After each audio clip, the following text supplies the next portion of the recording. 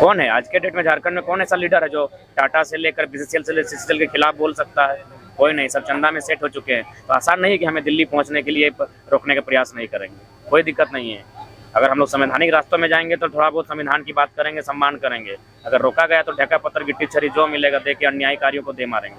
कि शासन ठीक नहीं रहेगी तो प्रशासन कंट्रोल में नहीं रहेगी, आउट ऑफ कंट्रोल रहेगी।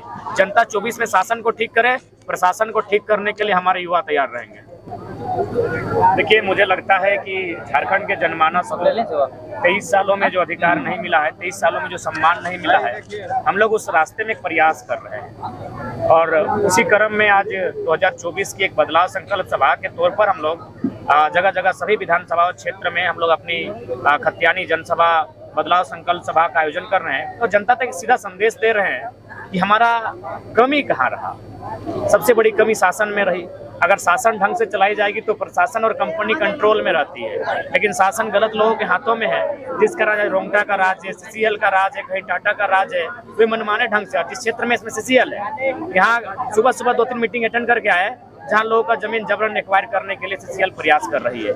मुआवजा नहीं, रोजगार नहीं, विस्थापित नहीं, और लगातार धूल कण उपहार में देते हुए उनको गांव से मैंने निकालने की तैयारी कर रही है। तो मुझे लगता है उसके लिए हमें एक बार लीगली, एक बार हमें संवैधानिक तौर पे एक तैयारी करनी चाहिए। उन जगहों पर जाना चाहिए जहां से शासन के माध्यम से प्रशासन कंट्रोल रहे और जो भी कंपनियां हैं, मैनेजमेंट है, वो कंट्रोल में रहे। तो उसी के लिए लगातार हम लोग अपना प्रयास करते हैं। दादा, मांडू की धरती से पहली बार नारी शक्ति ने नेतृत्व किया आज की सभा का। हम तो शुरू से कहे हैं कि नारी शक्ति अगर नेतृत्व करेगी तो क्या होगा कि जो हमारे खिलाफ जो साजिशें हो रही हैं वो थोड़ा कम होंगी। नारी से टकराने की साहस शासन प्रशासन में नहीं है।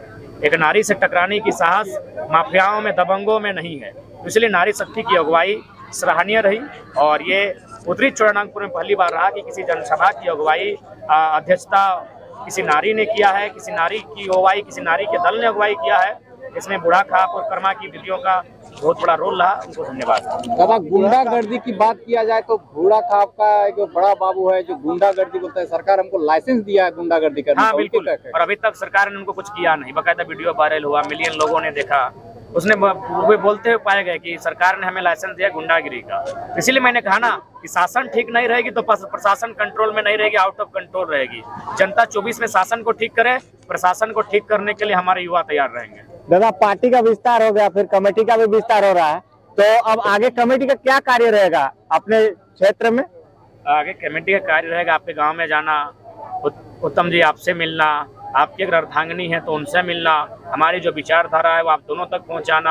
आपको ये जिम्मा फिर सौंपेंगे कि आप हमारी विचारधारा को अपने चाचा चाची तक, अपने सास ससुर तक, अपने साली जी तक पहुंचाएं, माने चेन थ्रू। दादा, 2024 में जेबी केसेस की टीम सत्ता में आती है तो 1932 का मसला और 60-40 का मसला जो सुलझेगा। हाँ बिल्कुल ही सुलझेगा, क्योंकि हमारे पास निष्ठा रहेगी, समर्पण भाव रहेगा और रिस्क भी रहेगा। हम लोग सत्ता का सुख भोगने के लिए राजनीति में कदम नहीं रखे हैं। अगर ऐसा होता तो हमको पहले आराम करना चाहिए था। बहुत सारी बीमारियों ने घेर कर रखा है, लेकिन बावजूद हम लोग जन जागरूकता में कमी नहीं रखे हैं। आज यहाँ कल वहाँ लगातार कंटिन्यू चल रहा है बदलाव। दादा, 60-40 की नीति जो है कहीं भी दबा सा लग रहा है अभी, इस पे आप क्या कहेंगे? लेकिन मेरा मानना है कि स्टूडेंट ने अपनी पावर दिखाई, लोग लाठियाँ खाए, जेल गए। अब अभिभावकों को भी इंटरेस्ट लेना होगा। वे जब सड़कों पर आएंगे तो हुक्मरान को अपनी वोट का डर होगा। अभी हुक्मरान को लगता है कि ये तो छात्र है, इनका तो वोटर आईडी भी नहीं बना है, करने दीजिए ना, क्या करेंगे। गार्जियन तो हमारे साथ है।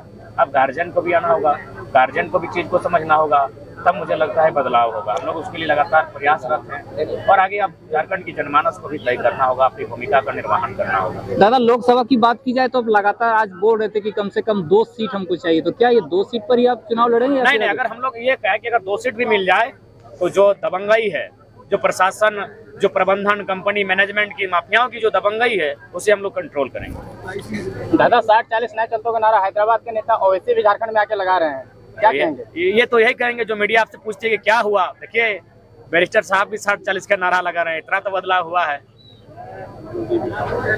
Any more question? दादा, सभा में लोग आ रहे हैं, भारी संख्या में पहुंच रहे हैं और संकल्प लेके भी जा रहे हैं, लेकिन आप जो बता रहे हैं कि झारखंड के हर एक कोना में कोई ना कोई समस्या है, लेकिन लोग आंदोलन क्यों नहीं कर रहे हैं? समस्या को लेकर आपके ऊपर सारा चीज डिपेंड क्यों है? हाँ, ये बात सही है। थोड़ा फोन्स में भी लोग याद करते हैं, हालांकि हम लोग प्रयास भी करते हैं। एक्चुअली लोग समस्याओं के साथ जीने की आदत हो गई है, क्योंकि इन्होंने देखा कि है कौन मेरा, कोई बोलने वाला नहीं। अब तो हम लोग बोलने लगे हैं, बोलने वाला भी कोई नहीं था। तो जनता समस्याओं के साथ जीने की आदी हो चुकी है, शोषण के साथ जीने का लत पड़ चुका है। लेकिन अब उन्हें लगा है कि चलिए इस आंदोलन के माध्यम से, इन नौजवानों के माध्यम से एक आवाज बाहर निकल कर आई, उस आवाज को हम अपनी आवाज देते हैं और उस आवाज को मजबूत करते हैं। ये चीज सामने आई है। लोग को अब लड़ना ही होगा, नहीं लड़ेंगे तो 20-22 सालों में झारखंड खंडहर बनेगा और उसके सिवा शायद कुछ हिस्सा बचेगा। दादा, पार्टी का विस्तार होने के बाद अब प्रखंड में हो चाहे जिला में हो, हर जगह, तो अब लोग क्या करेंगे? ऑफिस से उम्मीद रखेंगे या फिर जो कमेटी गठित किया जाएगा? रखिए, हम भी एक इंसान और कमेटी यदि इसमें अपना मतलब क्या बोले, कमेटी ध्यान नहीं दे तो क्या करेंगे? तो मुझे लगता है हर एक व्यक्ति को अपनी जिम्मेवारी लेनी होगी और अपनी शक्ति का प्रदर्शन करना होगा। दादा, सामने उपचुनाव है डुमरी का, आप लोग मुंह नहीं खोल रहे हैं। जेबी केसेस के द्वारा कोई ऐसा बयान नहीं आया, आपके द्वारा भी नहीं आया, इस पे आप क्या कहेंगे? लोग संशय में है कि किधर वोट करें। देखिए, इस बार उपचुनाव के लिए जनता इंडिपेंडेंट है। जनता जनार्दन को मेरा चरण स्पर्श, जो हमसे आयु में बड़े हैं, जो छोटे हैं, उनको आशीष मेरा। हम लोग 24 में ही अपनी ऊर्जा के साथ, ताकत के साथ चुनावी समर में कुछ करेंगे और डुमरी हमारा उत्तरी छोटा नागपुर का सेंटर पॉइंट रहेगा, केंद्र बिंदु रहेगा।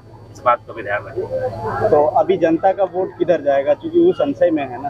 देखिए, जनता अपना निर्णय ले। हम तो चाहेंगे कि बहुत सारे लोग निर्दलीय लड़े हैं, उनके साथ चले जाए।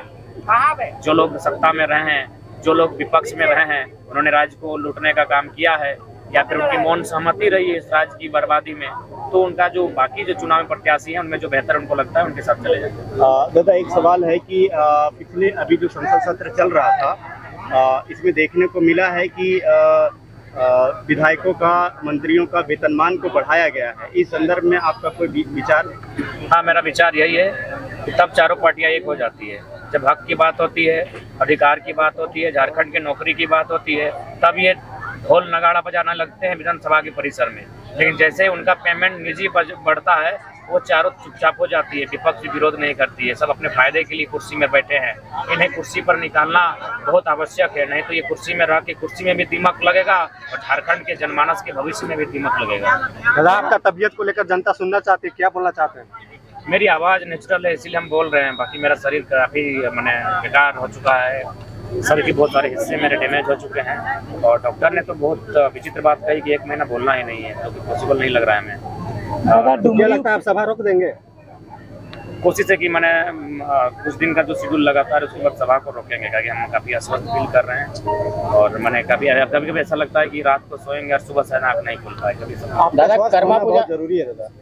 हाँ, ये हम भी मानते हैं। लोगों का प्यार, छोटी छोटी बहनों का प्यार, बूढ़ी महिलाओं, दादी नानी लोग भी सपोर्ट कर रही है। मुझे भी लगता है हम लोग का जिंदा रहना और जनता के लिए लड़ना बहुत आवश्यक है। और मरेंगे तो टकरा के मरेंगे, हुक्मरान से टकरा के मरेंगे, बीमारी से क्यों मरे? अगर मरना ही है तो निर्मल दा की तरह गोली खाकर मरेंगे ताकि इस राज्य में उबाल हो।